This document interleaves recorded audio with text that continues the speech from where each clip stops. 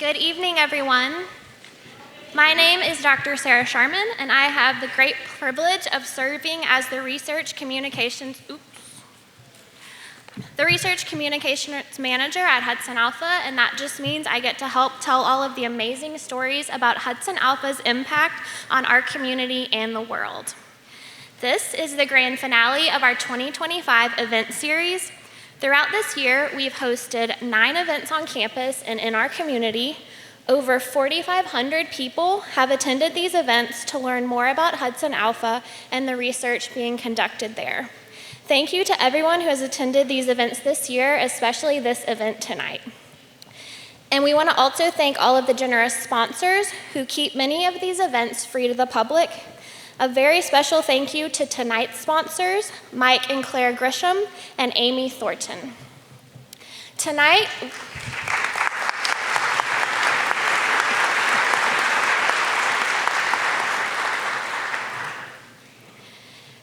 you guys are in for a real treat. In a few moments, you'll hear from our special guest, Dr. Francis Collins, whom I'll let Dr. Myers introduce in just a minute. Then I'm going to facilitate a Q&A with Dr. Collins. We would like to invite you as the audience to have the opportunity to ask him questions through me. So when you sat down, you should have had a note card and a pencil on your chair. If you think of a question for Dr. Collins during his talk, if you could please print your question. If we can't read it, we can't ask it. And then when Dr. Collins is done talking, we'll collect those questions. And then my colleagues are going to sort them for me, and then I'll ask a couple of those at the end. And then we're going to wrap up with a special surprise from Dr. Collins that I think you guys are really going to like.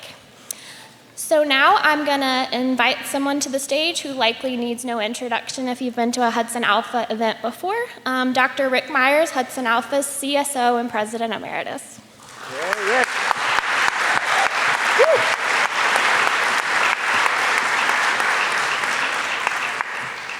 Thank you, Sarah. Thank you all for coming. We're just delighted to have you all here. I'm just so excited and honored to have my good friend, Francis Collins, his wife, Diane Baker, to come to Huntsville. This is not Francis's first time, by the way, to come and so that you can hear about them. We've been able to spend a bunch of time with them. So Francis is a remarkable person. I think many of you already know this.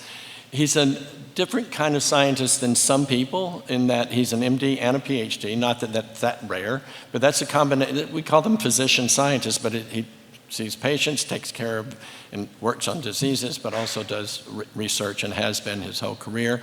I had the good fortune of meeting Francis when we were both postdoctoral fellows it was 41 years ago, just calculated. So we've known each other a long time. And actually, we were both working on the same gene system about hemoglobin that had to do with our, how we get oxygen into our blood and CO2 out. So we were able to meet during that. And there are diseases associated with those genes. And so Francis, having both an MD and PhD, was always interested in then applying that sort of the knowledge of how these genes work, and then what happens when something goes wrong, and then what can you do about it? And it's amazing how much has grown in those 41 years in terms of our technologies, our abilities, and much of that is at least heavily influenced and even due to this gentleman on the stage with us. Right after that, Francis started working on how do we find a gene that causes a disease when it's mutated. And I'm only going to list some of them, but cystic fibrosis was one of his first ones in the late 80s, really important because back then it took years to find a disease gene, and he helped to lead the teams that did that. Huntington disease, which was the disease I worked on first and still work on and still care about, neurofibromatosis, MEN1, multiple endocrine neoplasia 1, some stuff on type 2 diabetes, not one gene, but multiple genes, and then something you'll hear a little bit about, progeria, which is just fascinating what he's been able to learn from that. So we got to be part of the Human Genome Project, which started in 1990. Francis was part of that. And then he came to lead that in 1993 as head of what we call the Human Genome Institute at NIH. And so we spent over the 13 years of getting the sequence of the first human genome. I can't even count the number of meetings and things that we did. It was a huge project. It was our moonshot, biology's moonshot. It was a very, very important thing. He then became the director of the entire National Institutes of Health, which is 27 institutes, or 20, whatever the number is, which is a huge job.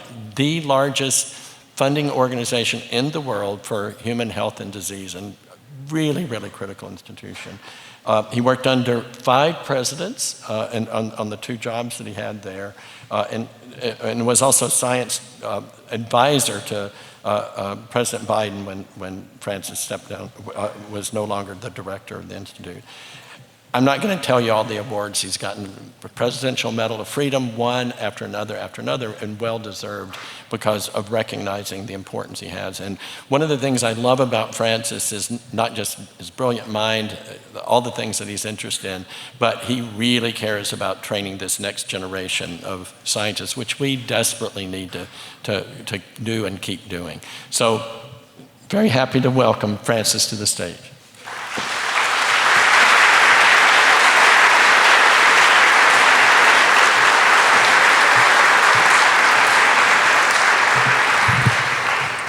Well, I'm honored to be here in Huntsville as part of a remarkable celebration of what Hudson Alpha is up to. I've had the chance of spending the whole day there today with faculty, with students, with a lot of the trainees, with lots of exciting science that was going all day long, and really happy to have a chance here this evening to tell you a bit about why I'm excited about science.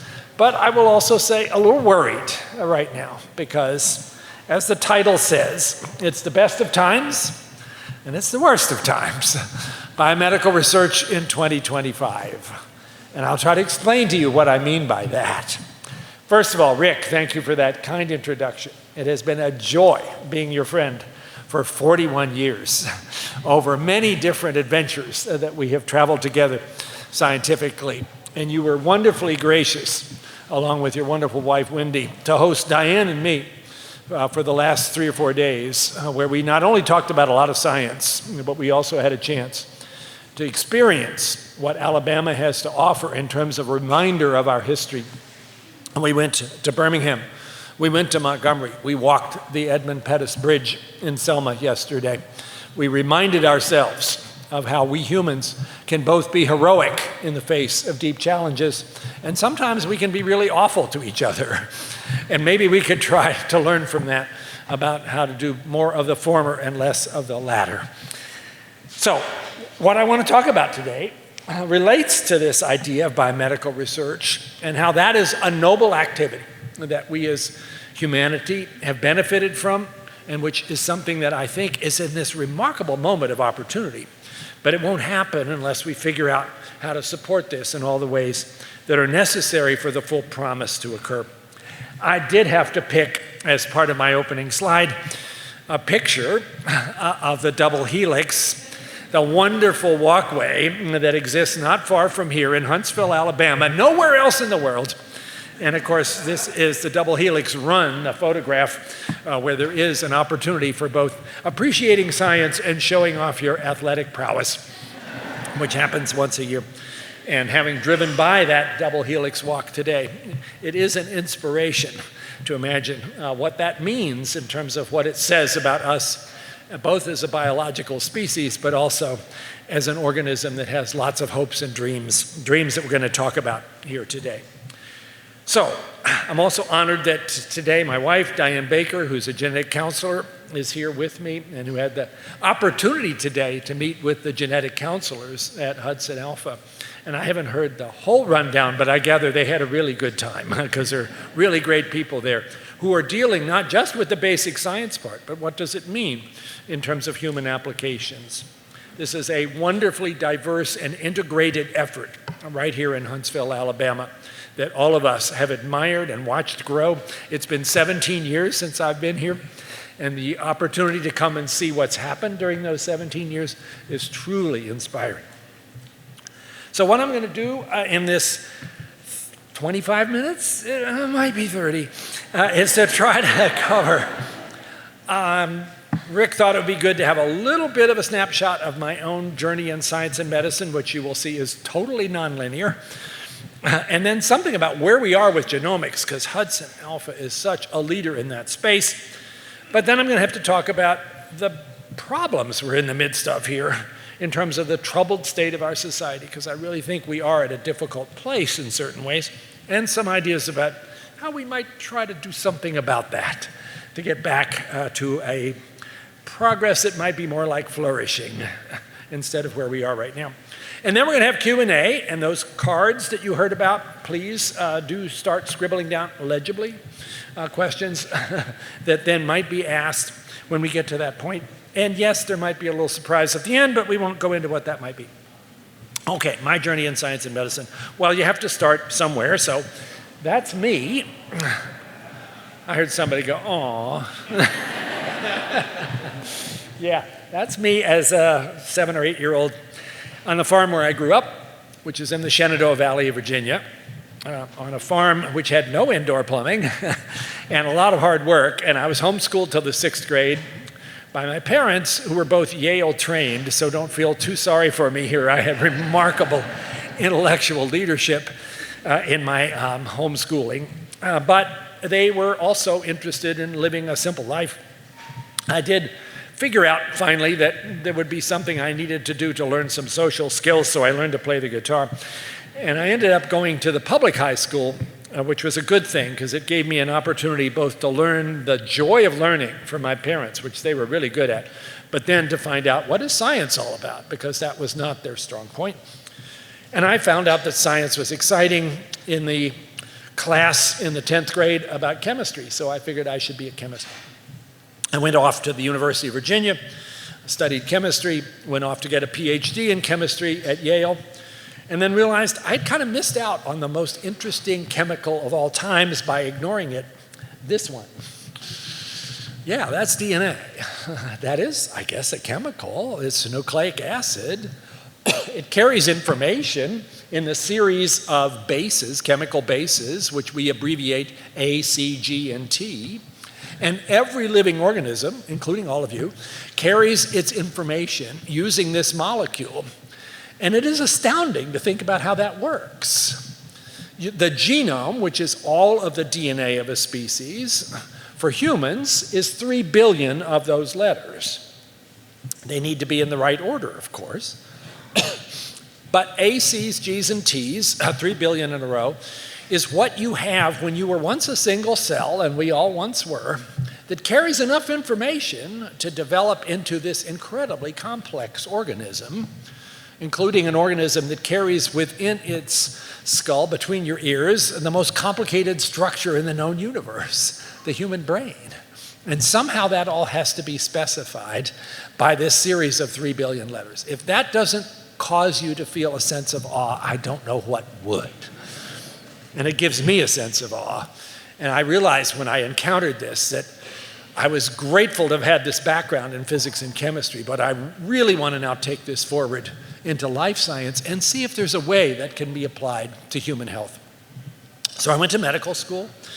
I did additional training as an intern and a resident, and then a fellow in human genetics. And I finally got a real job at the University of Michigan, trying to find out. We don't have answers. We know they're inherited in families, but we don't understand why. And so, I guess I became what you might call a gene hunter, trying to utilize the tools that were available. At this point in 1984 and 85, they were pretty rudimentary, to try to discover the causes of these inherited illnesses. It was tough going. Every time I ran into somebody after months were going by, they would say, "So, are you making any progress? Have you found that gene yet for cystic fibrosis?" And I would go, "It's really hard. You don't understand." And I realized I needed a visual aid, so I got somebody to take a photograph of me sitting in a Michigan haystack, holding up. That's how hard this is, finding what might be one letter misspelled out of 3 billion. And that was a long, hard slog. But one of the things I also learned that if you have a hard problem, find other people who have the same interest and figure out how to collaborate. And so my lab basically joined forces with a lab in Toronto, Lab Chi Choi's lab, and together we merged our efforts and led to the success of finding the gene for cystic fibrosis in 1989. This was the first time we had...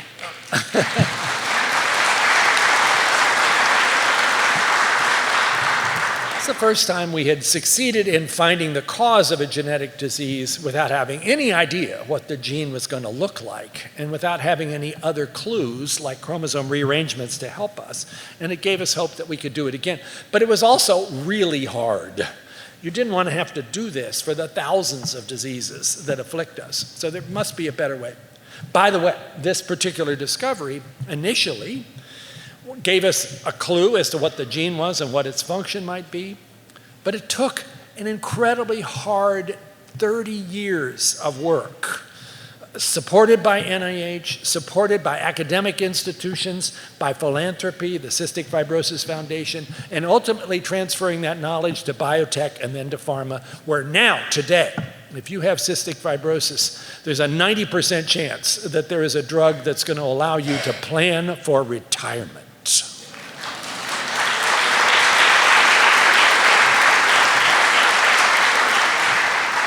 Today, at HudsonAlpha, I met one of the scientists who wanted to take a picture with me.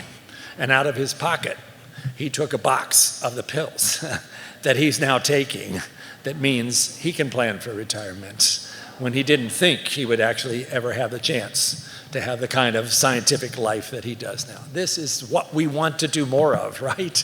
Lots and lots of this.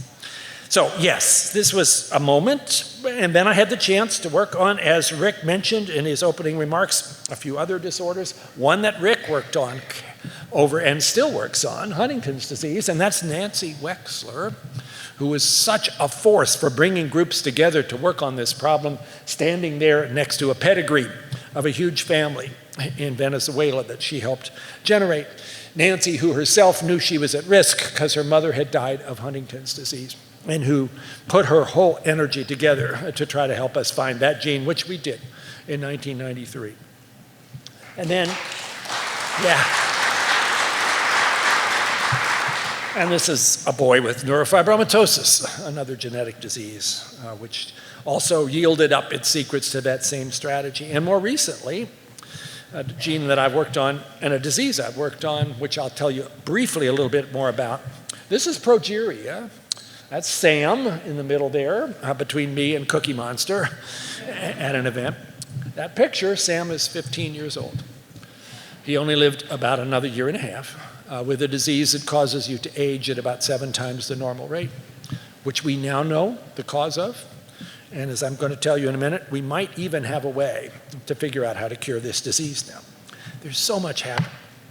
But all of this effort to try to find the causes of genetic disease in the 1980s was really hard and expensive, and there were so many blind alleys.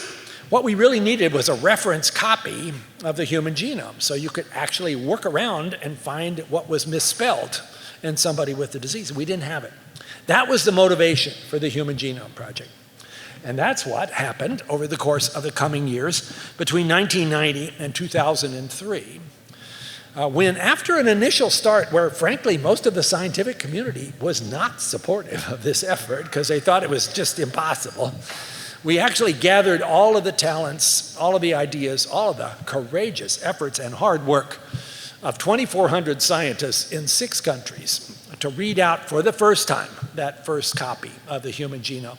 It took a lot of technology development. We had to work on simpler genomes before we got to the human to really understand what we were doing and to be able to interpret it. But it worked. And we got there 2 years ahead of schedule, I'm glad to say, and $400 million under the predicted budget. Can you believe that? And here's a photo of some of those leaders who made that happen, representing the 2,500 scientists. I hope you notice who's right in the middle of that picture. I believe that would be Rick Myers. Because he was a big part of this, working on this all together across all of these countries and institutions, agreeing to put their shoulders to a common wheel and not worry too much about who got the credit, and then putting it out there in the public domain for anybody who had ideas about how to begin to use this. You know, after we had that first copy and the goals of the Genome Project were all completed in 2003, then it was time to figure out, how do we read this? It's just 4 letters, but man, it's complicated. And how does it actually do all of these things in terms of turning into complicated organisms? And how is it you can have the same genome in your liver cell and your brain cell, but they're doing very different things? There's all this regulatory information.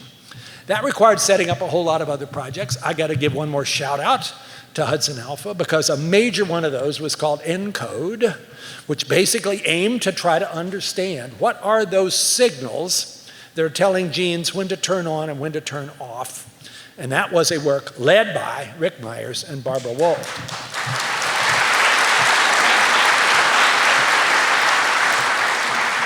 And we are still building on that, and we're still learning how to read, but we're getting there.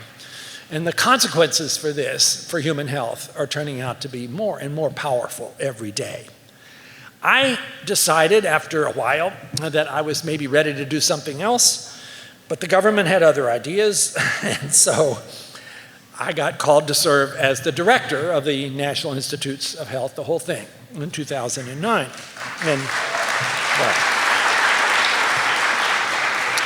And that was an incredible privilege, and not one that I had ever thought would happen. Remember, I started as that kid standing at the gate in the farmhouse? I mean, how did this happen? And I served for 8 years under Obama, and then thought that was it. And then Donald Trump, in his first administration, asked me to stay on. And then 4 years later, Joe Biden asked me to stay on. And that was enough. Come on, after 12 years, nobody had ever had to do this for that long. And so I stepped down at the end of 2021, of course, after a very tumultuous couple of years with COVID-19. But a lot of things happened while I was able to do that. As NIH director, you get to sort of look at the whole landscape of what's happening in biomedical research and try to figure out, are there things that maybe could be brought together that haven't quite clicked? If there was a way to inspire some other investigators to come into a field that's just ripe for progress, how do you do that? I tried to do what I could in that space. One of those was starting a whole new center to try to take the basic science advances, which were happening really remarkably, but also move them forward into what you'd call clinical applications. We call this translation. That's a different use of the word. So this was the National Center for Advancing Translational Sciences, which has been a very significant part of the way in which we are accelerating the progress that leads to actual clinical benefits. We started a whole new project 10 years ago on the human brain. The most complicated structure, as I said. How do we figure that out? But the technology is starting to get there. Between your ears. I hope I still have my 86. It might be a few less by now. And each one of those has about 1,000 connections. So think of that. Sort of 86 trillion connections that we have to somehow try to figure out, how does that work? And how do things go wrong in circumstances like schizophrenia or autism or traumatic brain injury? We haven't really had the technologies to be able to answer those questions, but now we are starting to do that. And that's what this 10-year project is. And interestingly, most of the people we recruited into this field were engineers. They could see this as an engineering problem. That's exactly the kind of mindset we need.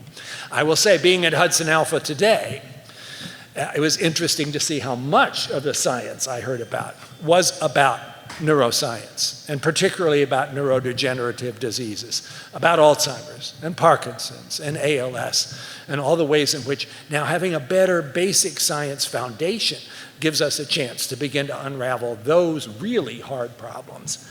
So it's exciting to see that starting to happen. Another program that I got a chance to start was to actually figure out, how are we going to sort out what's the role of genetics and environment and health behaviors and diet and social experience. How does that all play out in whether somebody stays healthy or whether they fall ill? To do that, what you might call precision medicine, where you're not doing one size fits all, it's each person is a special case, you need a huge database. I'll tell you a little bit more about that in a minute, because I think this is becoming quite an exciting new initiative, and once again, HudsonAlpha is in the middle of it. And then therapeutics. We are now curing sickle cell disease. Curing. Yeah?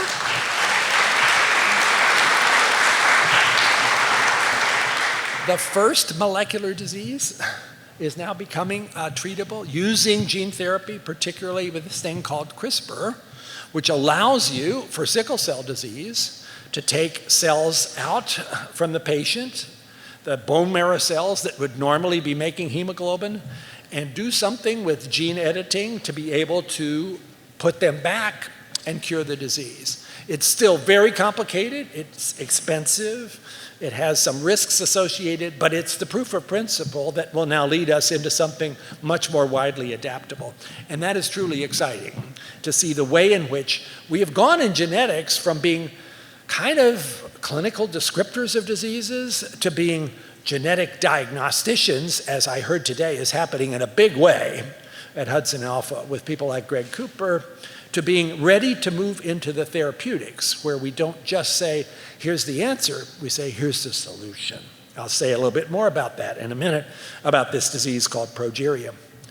And then yes, as was mentioned by Rick, as I stepped down from NIH, I got rather quickly and unexpectedly asked to come to the White House and serve as the president's acting science advisor. And that was also an experience of seeing a different view about how science can be involved in making decisions where science really needs to be there.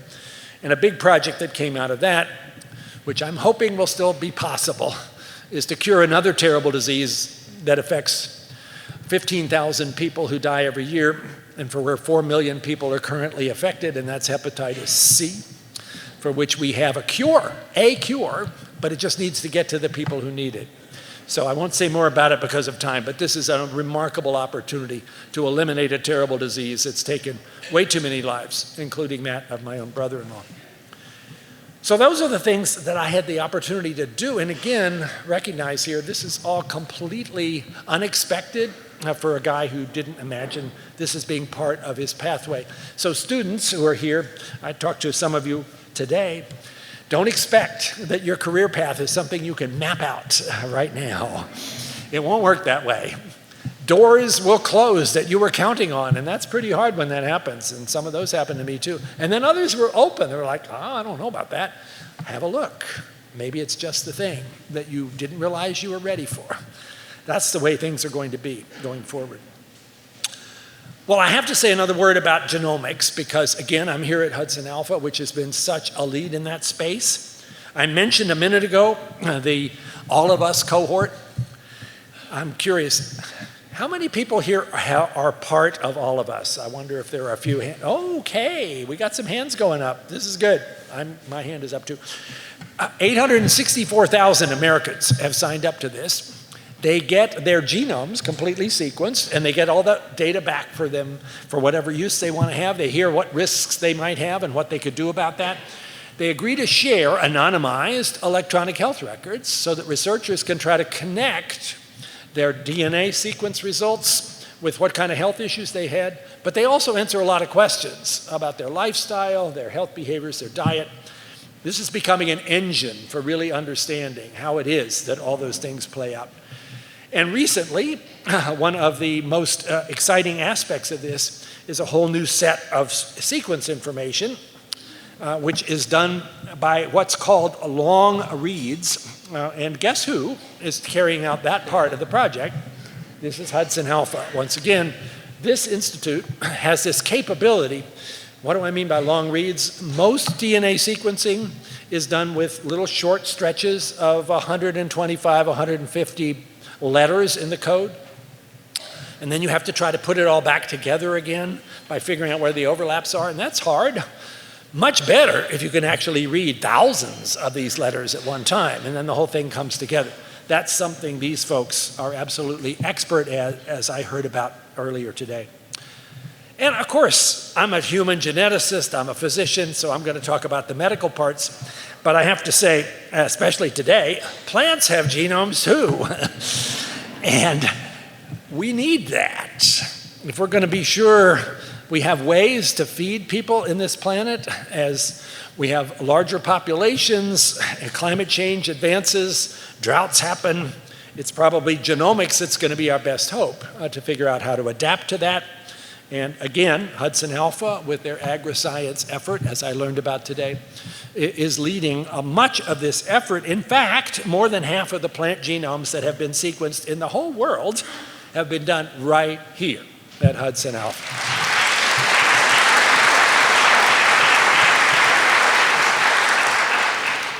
But as another genomic advantage or advance, one other thing I want to say a little bit more about, and I'm going to geek out just a little bit here for the science folks, is this use of gene editing for this disease, progeria, that I mentioned already.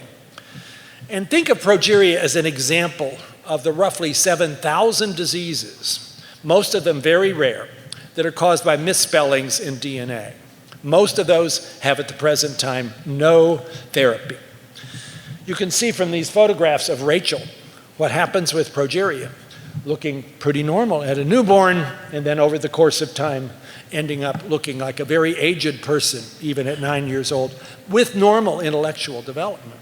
So it's pretty tragic watching these kids trying to have a childhood, trying to have a hope for a future, and recognizing that their death is going to happen from heart attack or stroke without treatment by about age 15.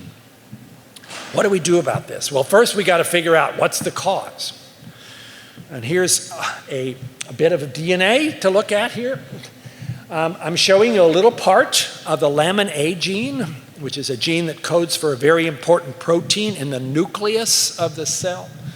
And the normal sequence is up there, as you can see, GGT, GGGC, but in almost 95% of kids with progeria, that last C, is a T. It's misspelled. When we first saw that on a Saturday morning in 2002, was quite puzzled, because the way in which DNA works, DNA codes for RNA, which codes for protein. There's this genetic code, and it's done in 3 letters at a time. And normally GGC codes for glycine, one of the amino acids. Well, so does GGT. So you would look at this and say, well, that's big nothing. Well, it wasn't a big nothing. Again, geeking out a little bit here. The other thing about that sequence is that it happens to match a sequence that RNA uses to decide whether it's coding for protein or whether it needs to undergo some splicing first. And this basically creates a signal in the middle of what's supposed to be protein coding saying, we're done now, go on to the next segment, the next exon, what you call an alternative splice, which is cryptically present in all of us, but is being activated by this mutation. And what that does is to end up creating a toxic protein, which we call progerin. But almost every kid has this single letter that's misspelled. So how to deal with that? Well, we now have, through the amazing advances that have happened in the last 10 years, starting with CRISPR and then building on that with even more clever advances, what you might consider is similar to your word processor, where you punch in something and say, find and replace. So could you find and replace that T with a C? That's what you can do with CRISPR gene editing. And this is the team. Yeah.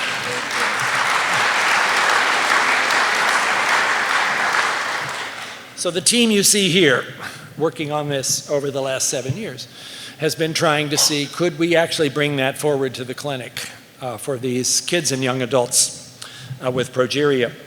And the people you see there in the middle on the top is Mike Erdos, who's a senior member of my lab team. Upper on the right is Leslie Gordon, who's an MD, PhD, who happens to be the medical director for the Progeria Research Foundation and has had a son with progeria. the one that I showed you the picture of earlier with me and Cookie Monster, who sadly we lost about 8 or 9 years ago, but Leslie is still totally engaged in this.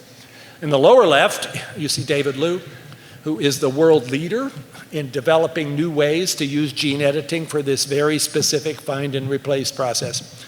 In the lower right is Sammy Basso, who has progeria.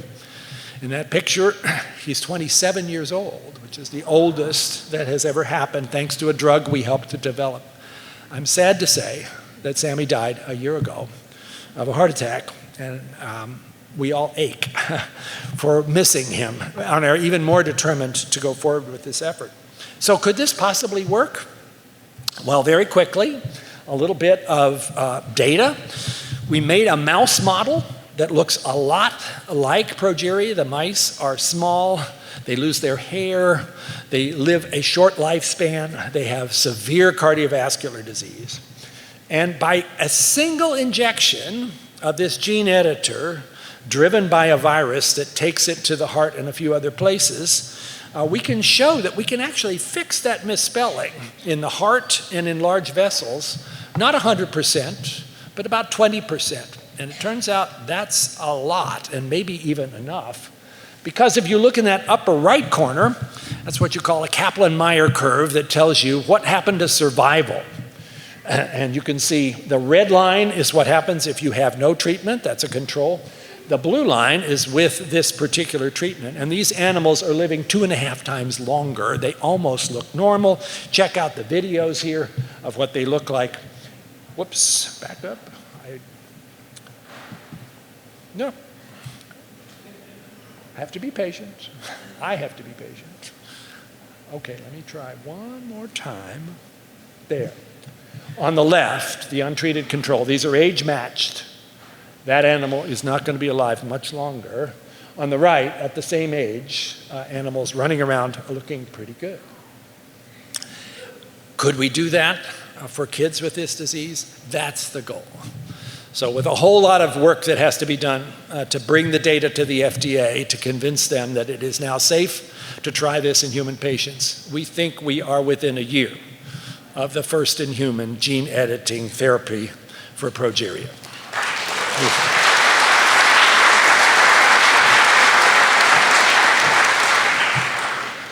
So that was the best of times. But now I have to talk about a difficult circumstance that is happening at the same moment that we have all these opportunities, that is potentially creating some darker clouds that I think we collectively can deal with, but we have to address. And that is about the troubled state of our society. America's divided. This didn't happen overnight, depending on who you look at and what data you look at. This has been building over the course probably of 2 or 3 decades. There's a group called More in Common that looks at the structure of society, and they basically divide our society up into 7 different groups. And they point out that there are people on the wings who get a lot of the attention, both right and left, but 67% of us are not in those wings and are what they would call the exhausted majority. Kind of like, what happened to us? Why are we having so much friction? Why are we so divided? Why are we so polarized? Those are the folks that I'm hoping we can activate, and I hope many of you in that same space, to try to bring us back into a place that is less full of grievance and animosity. Because it's also clear that if we take this divided state to its extreme, and sometimes we seem to be doing that, it seems like we not only see the people who don't agree with us as misguided, we even start to think of them as dangerous or even evil. And we figure that it's not good enough for our side of an argument to win. The other side has to lose. There's a New Yorker cartoon that makes this case. 2 dogs at the bar. It's not enough that we succeed. Cats must also fail. Seems funny, but I've heard a few political statements sometimes that don't sound that different than this. So what happened to us? How did we end up in this kind of very divided state, which is clearly getting in the way of an awful lot of the things that we would otherwise like to do as far as flourishing? Well, I thought a lot about this after I stepped down as NIH director, and I particularly thought about it in the context of how COVID-19, which should have been a way to bring us together, we had a common enemy, the virus. And maybe for a while it did, but then it seemed to gradually pull us apart. And here we are in 2025, still reverberating from that experience and having strong opinions about who did what wrong. The vaccine that was developed for COVID-19, which was almost a scientific miracle, done in the space of just 11 months. No vaccine had ever been developed in less than 5 or 10 years.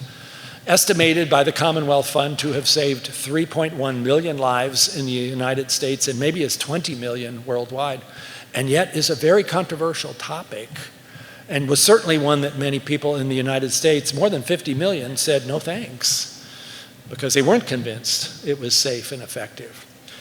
And people who did the communication about that, and I was one of them, have to sort of look in the mirror and say, how did we not get this more clearly across about what we knew and what we didn't know, so that a lot of the misinformation, which was proliferating, of course, particularly on social media, didn't have such a strong chance to get into people's inbox in a way that they began to doubt that the science was trustworthy.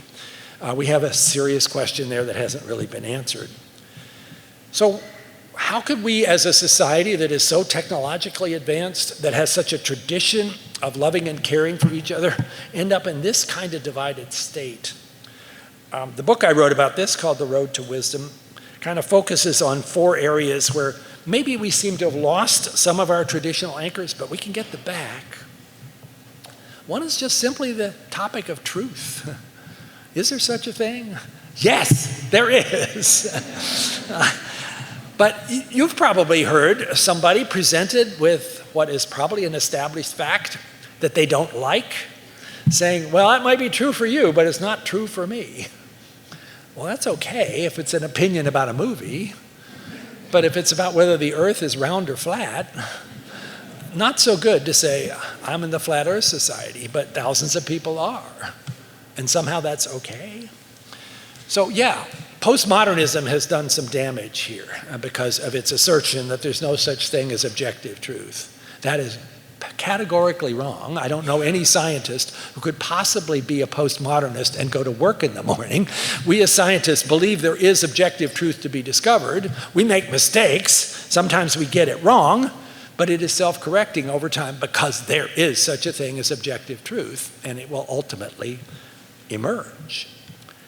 So science is caught up in this as well. I'm a person of faith. People of faith, I would think particularly, should be people of love and truth. I'm a Christian. How's that going? Maybe not as well as I would have hoped. In Christian communities, there also seems to be a lot of tension, a lot of uncertainty, a lot of accepting political messages that may be counter to the fundamentals of the faith.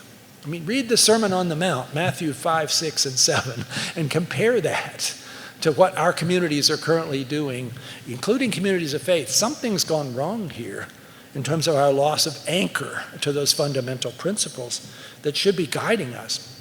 I started a foundation called BioLogos that aimed to bring together serious scientists and people who are also serious Christians and help them understand, as I do, how these things fit together.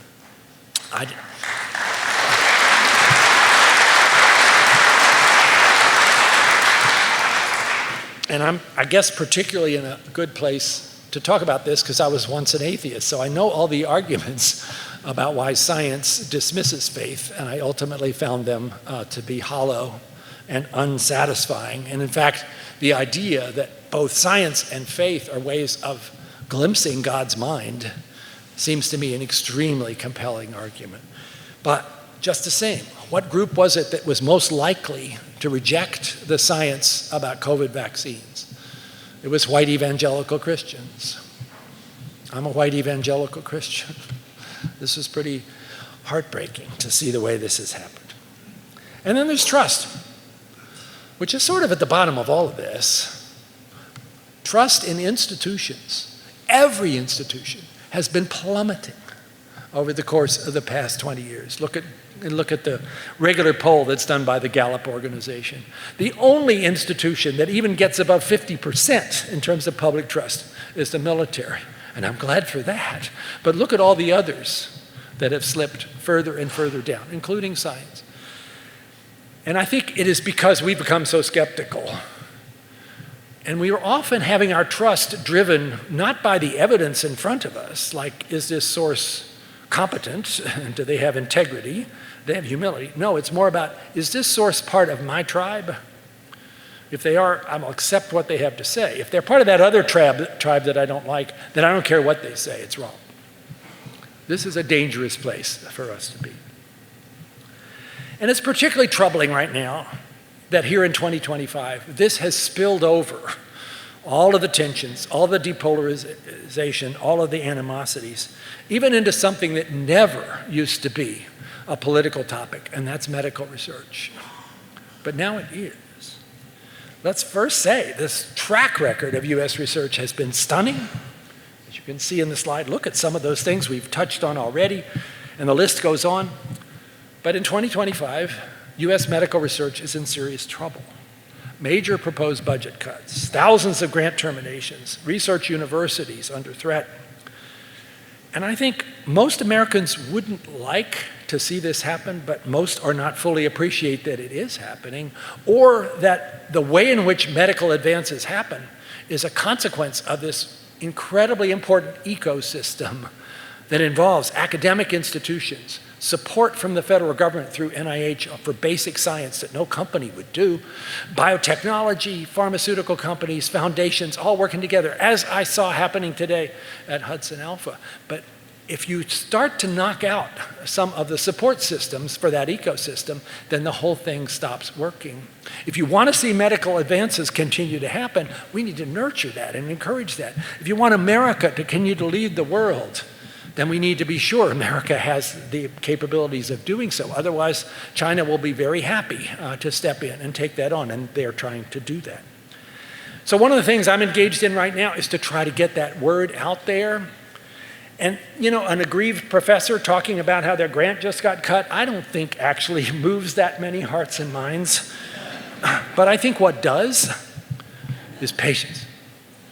People whose lives have been profoundly affected by medical research, they are living proof of why this matters. So I'm in the process of putting together a nonprofit that will collect hundreds of patient stories from average, everyday Americans in video formats that are readily distributable by social media to try to get in front of as many people as possible about why this is a noble, critical activity that we should not stand by and watch as it is severely damaged, as has been happening this year. That's a heavy lift right now because so many people are, I think, overwhelmed with noise and it's hard to break through.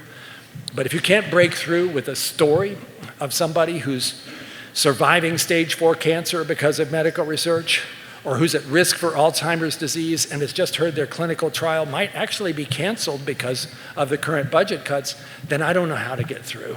We have to figure out a way to do that. So, getting to the end, how do we find our way back from what I hope you will agree is a difficult circumstance? I realize I'm running a little late here. Don't worry, we're getting close. I think it's up to us. The politicians are not going to save us here. They're more polarized than we are. Can we all start by re-anchoring our worldviews, not to the latest social media posting by anybody, but by long-standing moral principles about what is truly good and honorable. What do we care about? Freedom. We care about faith. We care about family. We care about love and beauty and goodness and truth. Can we go back to those things?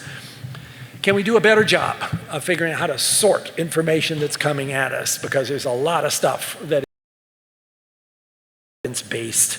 Social media and cable news may not be your friend here. Can we stop the process of avoiding people that we don't really think we have an agreement with and actually figure out how to engage?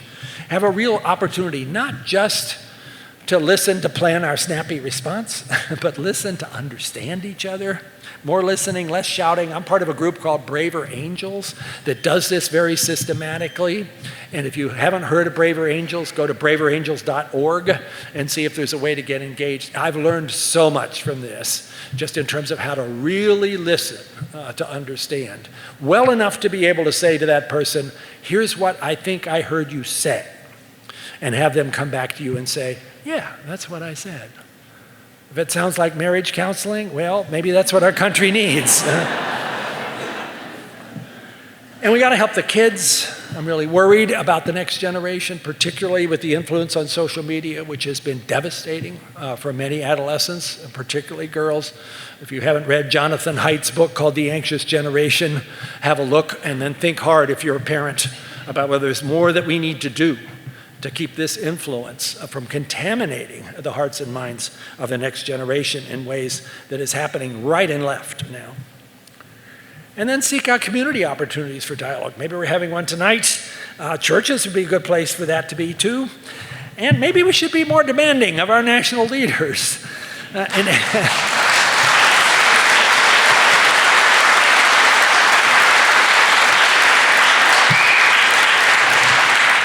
And finally, maybe we could even think about not just having a conversation tonight, but considering signing a pledge to take action. So here's a possible pledge. This is in the last couple of pages of my book, The Road to Wisdom. It's up on the Braver Angels website, braverangels.org, if you want to look at it. And here's what it is. I pledge from this day forward, I will seek to be part of the solution, not the problem.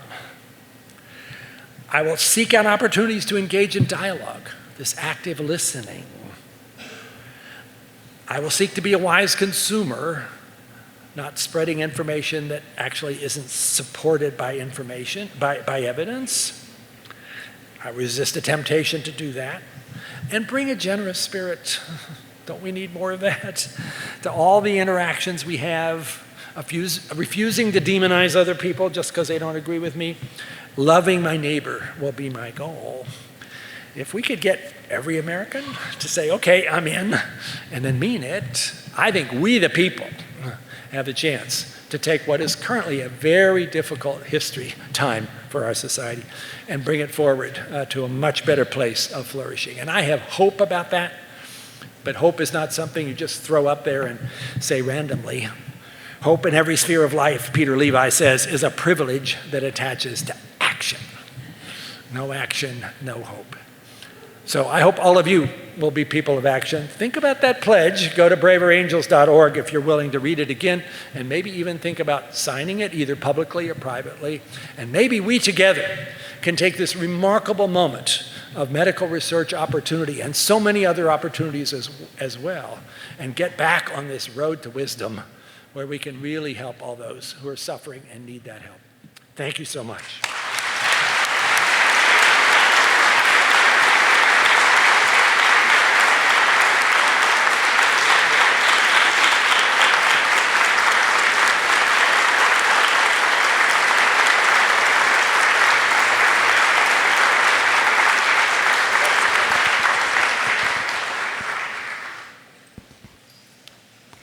Thank you so much, Dr. Collins. That was an amazing talk. I think everyone in the room agrees with that. Now, if you have a question in the audience, if you could please pass that card to your right, our left, and people will come around and pick it up, and then we'll pick a couple of those to ask. In the meantime, I'm just going to get us going with some questions that I came up with. So both of you were involved in the Human Genome Project, as we all know, and Rick talks a lot about how fast things move now compared to how they were moving back. My question is, when you guys first got involved with the Human Genome Project, what was the primary societal outcome you thought you hoped it would achieve, and how does that stack up with all the things that we're seeing going on now because of that? Wow, that's a great question. I think the primary goal might not have been the same for all of those 2,400 people involved. I confess, as a physician, I very much had in my mind, this is going to help us with medical applications, and seeing that come true with things like cancer or using genomics in the newborn nursery to figure out a puzzling situation where you don't know what the diagnosis is. That is so gratifying, seeing that happen. But of course, it had many other implications. I don't know, Rick, what were you thinking? Well, when we first started it, I was so excited to be part of it, but it also seemed like this was going to be so hard because the technology was pretty crude then, and we knew that it had to improve. I certainly hoped for the medical applications to happen, but I wasn't that visionary. I thought this would be 50 years from now. I didn't realize it was going to, and it started happening during the project. I mean, long before we were finished, we found genes for epilepsy, for some of the things, and as well. And then I do remember we started working on plant genomics. Our group here, Francis knows some of them, when we finished in 2003.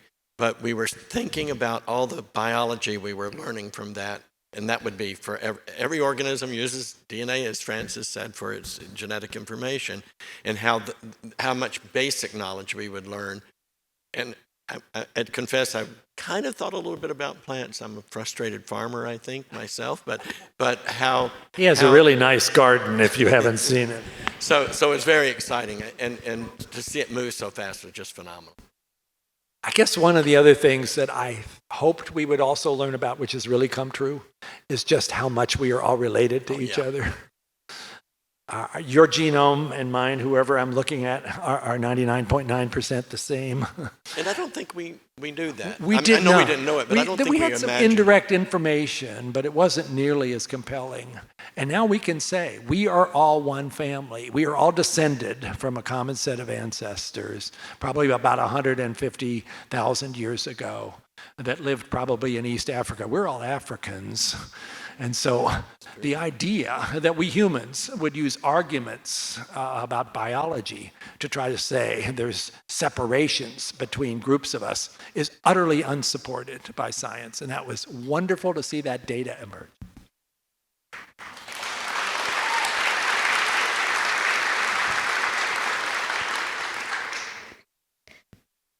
So kind of continuing on with this theme of how fast science is moving now, you spoke a lot about gene editing, and we know that you were in the White House when all of the vaccine stuff was going on, and that can all feel a little bit like science fiction. So my question is, what can scientists, science advocates, and science communicators like myself do to better help Americans quickly learn and be comfortable trusting new technology like that? Well, that's a great question for right now, because I mentioned that loss of trust in everything is happening, and certainly applies to science as well by every measure. And it's so ironic because, again, I think the development of that COVID vaccine might be seen historically as the most significant achievement by science in terms of saving lives that's ever happened. And yet it correlates with this plummeting of trust in science. I think we need to get to the point where science information is much more widely distributed, and it is happening not just from somebody who's a talking head in some cable news program, but somebody in your own community. During COVID, it was such a crisis. We didn't really have that network going. So much of the information probably seemed like it was coming from far away, and maybe even from people who weren't that connected to what was happening in your community. We have to figure out a way to develop what I've been calling a science communication core, where we empower people in communities, whether they're scientists themselves, whether they're science teachers in high schools, whether the docs and the nurses, to have the opportunity to become those credible voices of what the real facts are in order to try to counter what is a barrage of misinformation and disinformation, which unfortunately was very successful in confusing people with COVID-19. And of course, HudsonAlpha has a big effort in this space, which I learned about today. Go ahead. So I wanted to add, I want to brag about Huntsville. I like to think that we are the most genomically literate city in the world, and I'm serious about that. And a lot of that, a whole lot of that, is due to this gentleman up here on the balcony, Neil Lamb. We hired Neil. He was one of our very first employees, and And Neil came, we wanted to build what we call an education outreach program, but really it meant I had learned this early on, we owe the public to tell them what we do. And we hired Neil to come do that and to build the most remarkable program. It may be the biggest, but it's certainly one of the most unique in terms of what other people do. People come and they do learn about, and this is so important. And it helps us recruit new scientists, but it's really more, it's not just about scientists, it's about the public understanding what we do. So that's been a remarkable, I'm bragging on Neil and the city, actually. It's actually the community and really the state and others. The stuff that Neil and his team developed in Kelly East continues to develop is really around the world now, but certainly around the country. Okay, we've got our audience questions in, and you guys are on my wavelength because half of these questions are already on my list. So good job, you guys.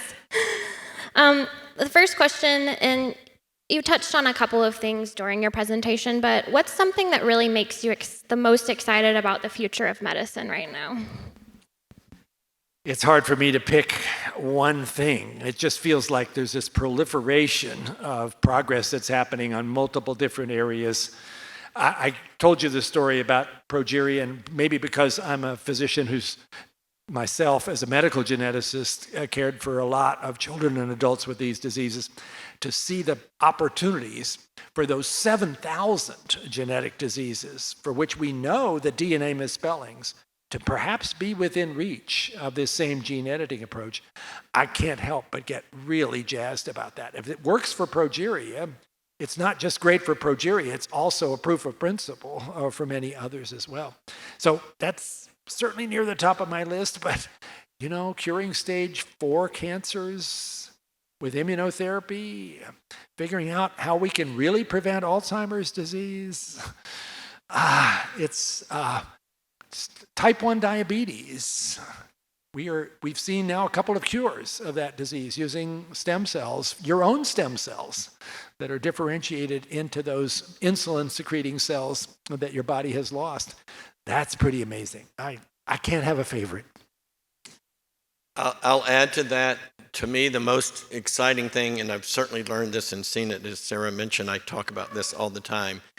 This organ up here on our planet, people are incredibly creative and come up with things, and none of us could have imagined gene editing as one of those many, many examples that came out of basic research that had to do with microbes and nobody really saw it, and it led to not only remarkable work, but 2 women winning Nobel Prizes, or is really, really important.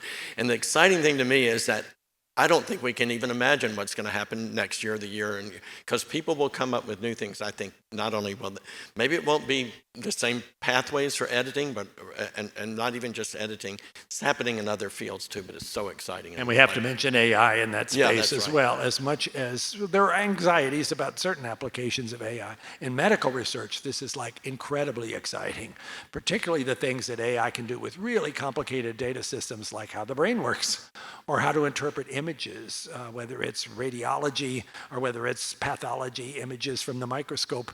AI is transforming that in a way that's really going to benefit human health. So let's lean into that a little bit, but broaden it more to just technology in general. So we had an audience question asking how long does the process for gene editing therapies and deeming them safe for human use, how long does that take? I guess we can answer that question, but also how are advances in technology speeding this up right now? Like, could we have gotten here 15 years ago compared to what we're doing right now? You always have to wonder, could there be something that we didn't do that we could have? And I'm sure that's the case. Recognizing, again, I'll speak a perspective of somebody who had the privilege of serving as the NIH director for those 12 years. Even during those 12 years, where bipartisan support for medical research was really strong, we could only fund about 1 out of every 5 grant applications. And we knew that meant we were leaving a lot of great science on the table. Just in terms of the return on investment in medical research, we have not taken advantage of the talent and the vision that's there in our own country, because the ROI is at least 3 to 8-fold within a few years in terms of the economic benefit of what we do, not to mention the medical advances that will happen. So maybe we could have gone better if we'd been able to fund, say, 40% instead of 20% of the great ideas that were coming forward. It's quite possible. But I guess going forward, we certainly don't want to see that potential shrink. We want it to at least maintain the level that it has.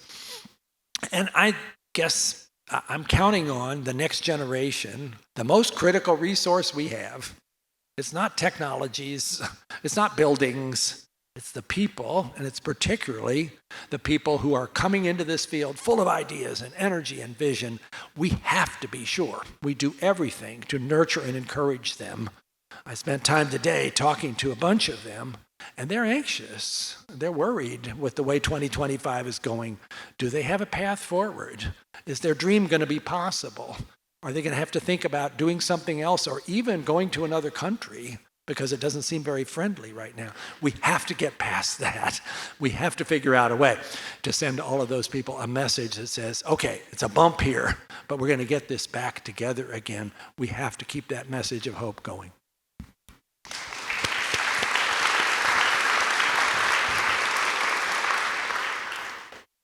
So you took the words right out of my mouth that we can have all the technology we want, but we need people who are bringing the ideas to the table. And we have a question here that says, I'm a first-year PhD student in biotechnology. What advice do you have for a young scientist? Well, it's right along the lines of what I just said. You are what we need. You're the future. We want to give you every possible opportunity to live out those dreams. There's lots of ways we could do this more efficiently. We need to shorten the time between when you have the interest in becoming a scientist and when you become independent. It takes too long, and we have ways that we may be able to shorten that. We need to shorten the time from when you send in an application to a funding agency and when you get an answer. That also takes too long. But we mostly need to be sure that the overall support for you and your colleagues is going to be there so that you know you can take risks. And because that's the way we make progress, is not just doing the next obvious thing, but taking a potentially groundbreaking idea that might fail and going for it with every bit of energy you've got. So we've talked quite a bit about government funding throughout your talk, but a crucial part of our audience tonight is made up of donors who really believe in the mission of institutions like HudsonAlpha. How would you describe the return on investment that private philanthropy provides to accelerate science when government funding might be slowed down like we're seeing right now? I'll turn it to Rick in a second, but certainly the private philanthropy has always been critical. It's more critical than ever right now. I know that HudsonAlpha has sustained a pretty significant budgetary hit on the basis of the cuts that have been made this year. And that is either going to result in less science being done and maybe people being let go, or we'll have to figure out some other way to fill that in. So my gratitude to all of you who have been part of supporting this effort. We need you more than ever. Right? So wherever the money comes from, both philanthropy and federal and other support, states and et cetera, wherever the money comes from, we do know, I like to say this, there's a number that for every dollar spent, it's at least 2 or 2.5-fold. This may sound self-serving, but Battelle, you know this Battelle study probably, Francis, after the Human Genome Project, then a few years later, what was the ROI, the return on investment, was 128-fold for genomics, because it opened up this whole different way of doing and thinking about things. Now, I doubt that it continues to be at that level, but it's remarkable how much. Actually, the last estimate was 171-fold. Is that right? Okay, it's gone up. So there is something about DNA that just permeates everything, and it really is because it's so fundamental. It really affects every field, not just human health. Obviously, the other organisms, forensics, ancestry, you name it. there's so much about that is both economically important, but certainly important for the health of us and the planet. So we have an audience question that might be a little bit more geared to Rick, but you can answer if you'd like, Francis. It says, first, as a fellow UVA grad, wahoo wah. Wahoo wah. It says, please comment on the current research for cures or treatment for Parkinson's and or Alzheimer's disease. Rick?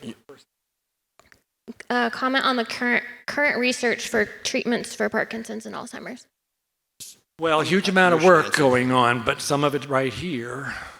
We have learned a lot about what the actual molecular events are in Alzheimer's and in Parkinson's that lead to those neurological symptoms, deposits of particular proteins like amyloid and tau in Alzheimer's or alpha-synuclein in Parkinson's, and how do we prevent that or how do we manage that if it's already happened? A huge amount of energy and intensity and experimental work going in that space. I think this is the first time sort of in the last year or two where I could say for Alzheimer's disease, the prevention efforts are starting to work. If you look early enough, that's what's critical. At the first signs of what might be called minimal cognitive dysfunction, MCD, and initiate then with some of these new therapies, which are monoclonal antibodies that deplete the amyloid from the brain, you can legitimately say that that is slowing or in some instance even stopping the progression of the disease. I could not have said that 4 or 5 years ago, so it's starting to look promising, but we still have a lot more to do. There's the tau protein.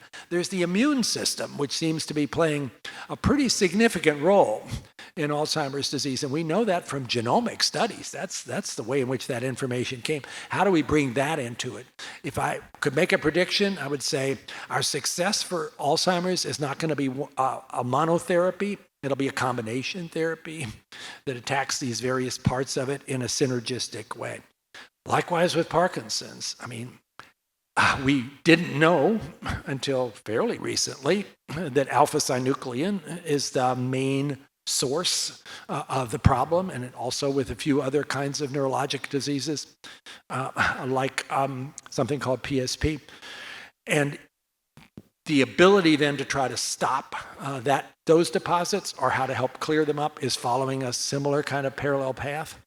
And again, a lot of really hard work in basic science, but then moving that forward to clinical trials and asking people to be our full partners and exploring those. Not all of those are going to work, but I want to certainly assure you, this is a huge area of focus, and including here. I will add, some of you have heard me say at some of our other events that 10 years ago, I would say, I would never have said cure or even been, I'm not pessimistic about understanding, but how could we ever get to where we treat these diseases? Some of you have heard me in the last 2, 3, 4 years.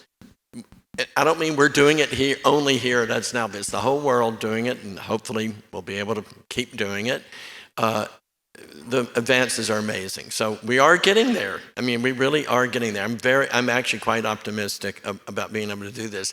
And I will relate one story. When I first got into human genetics, I started working on Huntington disease, one of the neurodegenerative diseases, and the one that Francis worked on as well, and Nancy Wexler showed about the pedigrees that they worked on. I know lots of people and families with Huntington disease, as well as some of the others. And we never really had any hope to offer them. And was it 1 month ago or 2 months ago, a study was released, or we heard about a study. We kind of knew it was going on, but they had not released the results yet because they wanted to be careful. And they've treated people, it's a small cohort now, and it's going to be hard because it involves some surgery too, but with knowing the genetic problem, and treated people in somewhat similar ways to Francis talking about progeria and some of the others. And it looks like it's held it off at least for 4 years so far. You may even know more. Slowed the rate of progression by 75%. So instead of this downhill curve, something much milder. And it'll get better as we get further. Yeah, That's the point, is that's the first seed saying, hey, this can be done. And now I bet you within years, maybe not even a lot of years, we'll be way, way, way better at it. Thank you both. Do y'all have any closing words of wisdom before we get to our little surprise?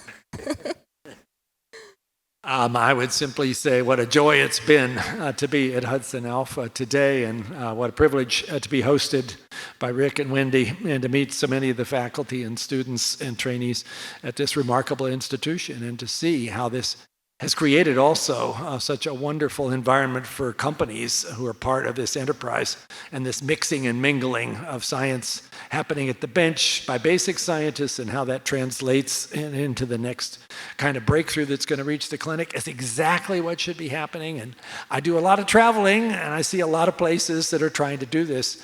This is truly a remarkable environment, and much credit to Rick and to Neil and to the whole team at Hudson Alpha that has made this a reality.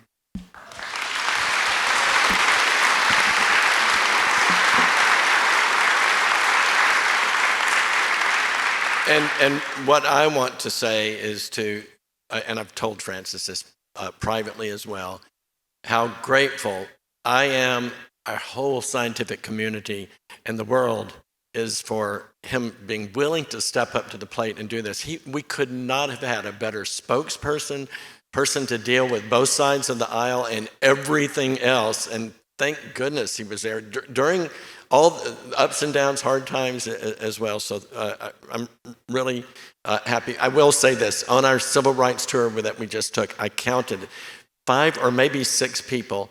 We're in little towns around Alabama and Birmingham, and a hotel here came up to this gentleman and said, I just want to thank you for all that you've done.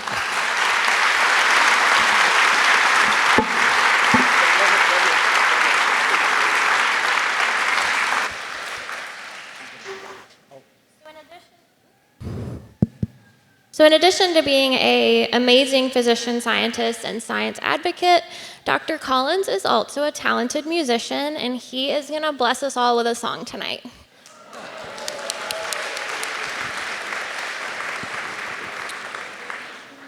Live from Huntsville. We are in a music hall, folks, so this is appropriate. And, whoops, that's going to be twisted the wrong way, so let's do it that way.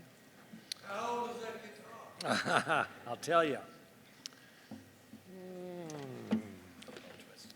Yeah, I got it all turned around. Close.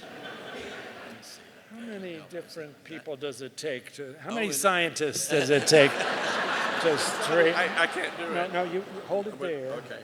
And then I'll do this.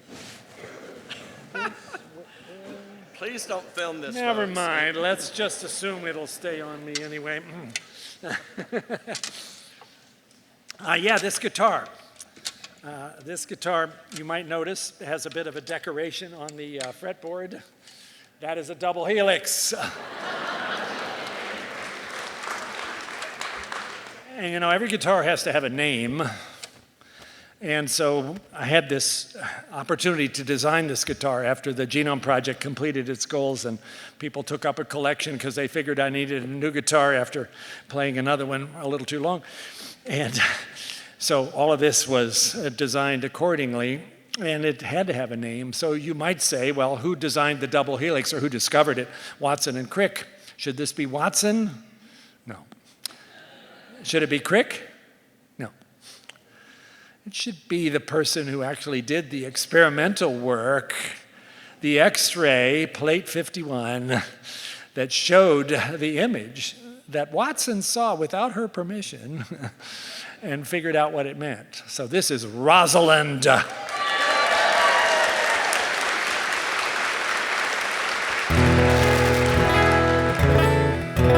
So yeah, just for fun, this is a song that was written by a folk singer named Carrie Newcomer, who I love, and the lyrics are just so perfect for where we are right now.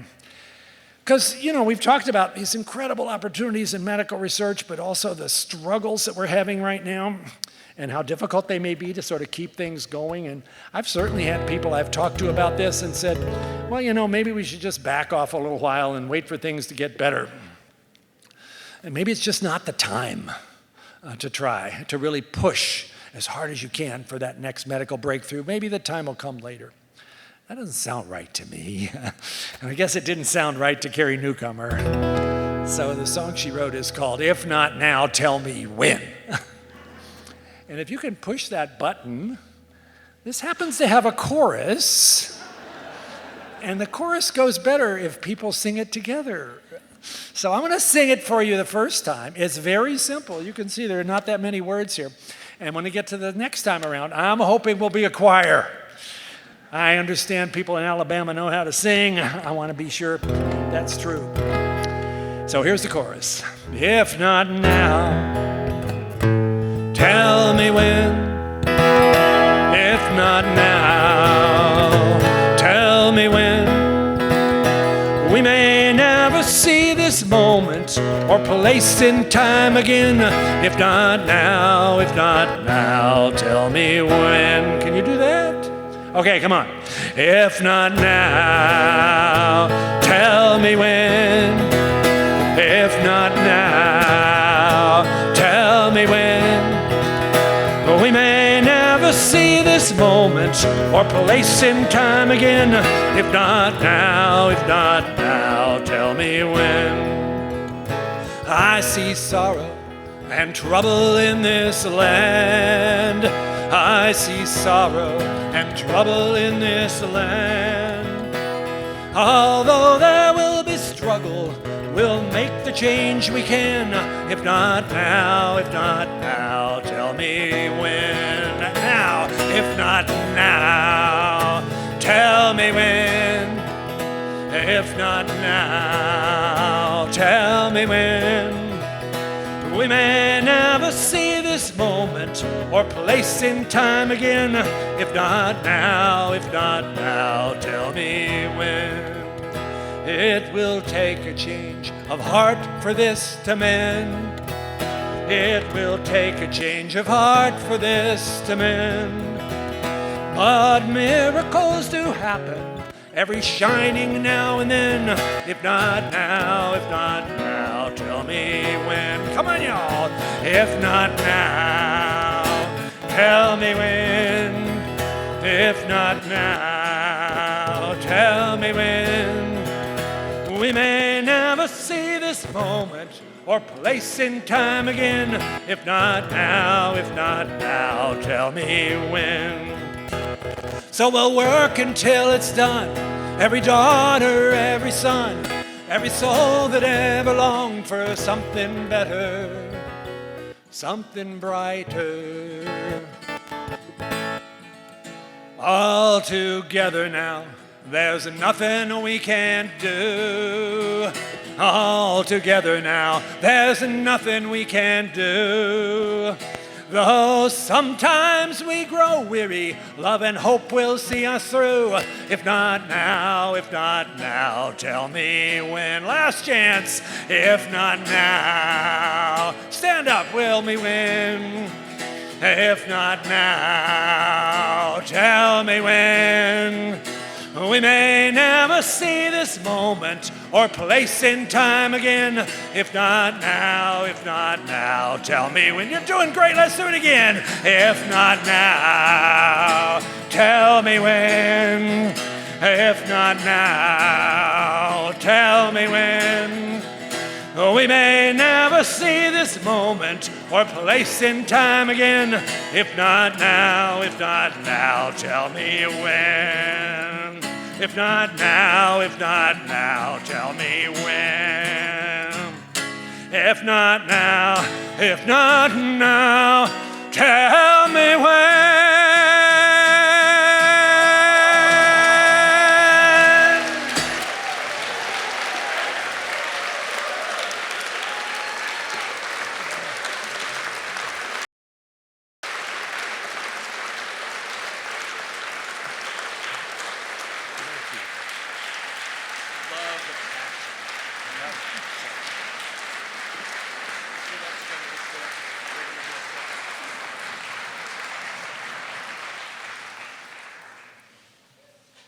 Thanks again to Dr. Collins for taking the time to be here with us here in Huntsville. You guys were an amazing audience, and I hope that I'm going to see you here next year for our events, which will start back in February. But before we go, I want to invite Hudson Alpha's COO, Russell Smith, to the stage to wrap us up.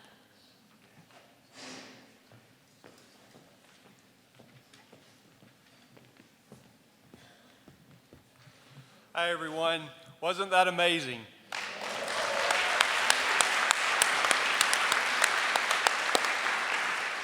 Thank you all for being here tonight. And Dr. Collins, thank you for a life. You've dedicated your professional life to driving change, innovation, cures. It's been so wonderful to hear that tonight. Thank you for your visionary leadership, your faithful service, your commitment to making a difference.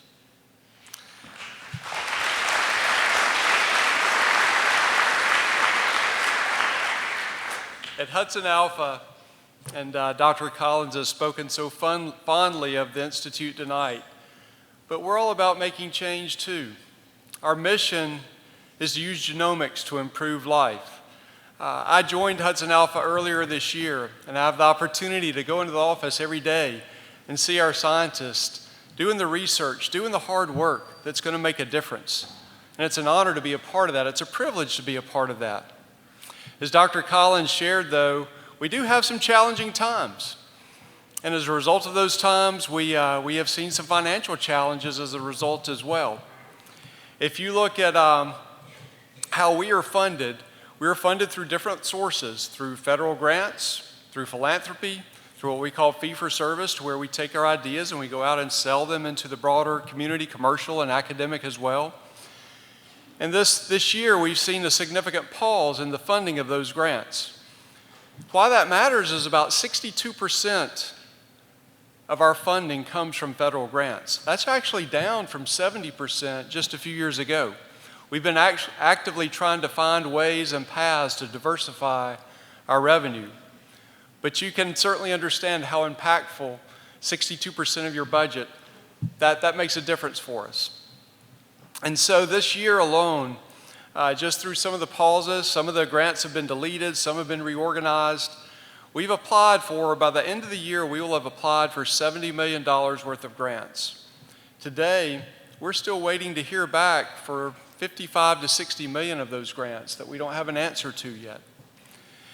And so as you look at that from an overall perspective, here's what we know. We know that we're doing the right things. We know that this is all going to get resolved, and we know that Hudson Alpha is going to emerge stronger. Our scientists are doing the hard work. We'll submit more grants this year than we've ever submitted. We know that we're going to win more than our average share of grants when the window opens back up. We have a higher than average win rate. We know that our priorities align closely with organizations like NIH and NSF and other agencies. And so we feel really good about our position. We also know that we're doing the good work that's going to make a difference, and that matters. And so as we look at where we are and where we're headed, you know, we do have some challenges in front of us, and you can make a choice. You can either hope that everything works out well. Dr. Collins shared part of a quote that said, "No action, no hope." And so we've leaned into that. We decided that we want to be decisive, we want to be proactive, and so we've made decisions in terms of evaluating our cost structure, looking at how we can make changes to that. We've reduced our cost structure, we're controlling our costs and managing them. We're working with our government officials, elected officials in Washington, and we're talking on behalf of Hudson Alpha, and they're advocating on our behalf. We're actually finding ways to diversify our revenue streams. We're improving operational efficiencies. We're leaning in and working hard to make a difference. But still, there is this challenge that we face, and it's a real one. But I don't want to talk about the challenge as much right now as I want to tell you about what we're working on. So in addition to working on the here and now, we're also looking towards the future. And we're looking to make impactful discoveries. We're looking to do the hard work. And so a couple of programs that I just want to mention to you briefly. One is our Bridges program. And so when you think of the Bridges program, it's an NSF-sponsored program. It's called NSF Engines. And that's all about how we're trying to have economic impact in rural communities using plant-based science, plant-based technology and discovery for the purpose of innovation. Innovation in the areas of construction materials, innovation in the areas of automotive and of packaging. And we're using perennial grasses like switchgrass and miscanthus. This is a $160 million program through the NSF engines. And that's what we're working towards. We've got over 80 partners aligned and working with us. We're leading this effort, working closely with the University of Tennessee, University of Auburn. And there were 300 applicants that have applied for this program. We've been selected in the final 15, and there's going to be one more selection that will occur in 2026. And we like our chances, we're optimistic. But this is transformative work that our plant genomics team is working on. And it's a teamwork, it's collaboration. And so I also want to share with you about some work that we're doing on the human health side. You heard us talk earlier with Dr. Myers and Dr. Collins about Alzheimer's and related dementias, and how a few years ago the thought of discovery of how that could be cured was so far-fetched. But today, there's so much work being done on that front. With Hope AD, we don't know what the cure is going to be like, but I had the opportunity to visit and be a part of our spring benefit, and Dr. Nick Cochran and Megan Cochran talked about the what if. What if we could delay the onset of Alzheimer's and dementia by 10 years? For someone whose family's been affected by Alzheimer's, many of you have family members and friends that have been affected. What could those extra 10 years mean? We don't know the answer yet, but looking at the genetic risk, looking at lifestyle factors, this is a collaboration between HudsonAlpha, the Buck Institute, and Phenome Health. And we're excited about the program we're started. We've got 200 participants that will be working through the initial pilot, and we look for this to grow and expand. These are just two examples of things that we are doing as HudsonAlpha that are going to have transformative impact. Our mission is big. Again, using genomics to improve life. That's why I'm here as part of HudsonAlpha. That's why so many of you are here tonight, because you believe in that mission. You believe that research and science makes a difference. Dr. Collins has shared that with us tonight. We've seen the living proof of that. And so I want you to think about for a moment, the reality is that there's been a significant disruption this year, and that's impacted our funding.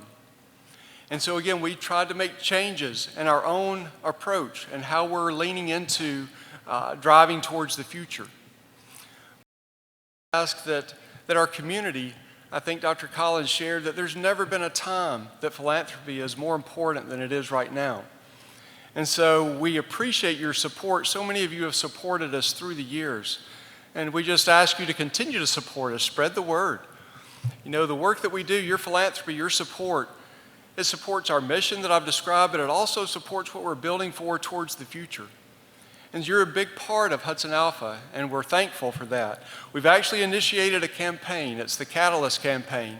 That's to increase awareness, so please get that word out. We want people to know what we're trying to do, what we're trying to accomplish. We've set a big goal, a $6 million goal, that we want to try to raise $6 million in philanthropic support over the next 18 months. That's to help bridge the gaps as we go into 2026. Again, to help us accomplish our mission today and help us to build this bridge towards our future that we're working on. Again, transformation, transformative discoveries, doing real science, doing the hard work that makes a difference. And so if you've already supported us in the past, thank you. We're deeply grateful. We're so appreciative of your support. If you're willing to support us, a part of HudsonAlpha, you make a difference. And with that, I just want to again, from my heart, just tell you how deeply grateful we are to each of you for your support. And encourage you to have a safe drive home. And again, thank you for all you do for HudsonAlpha to make our mission a reality. Thank you.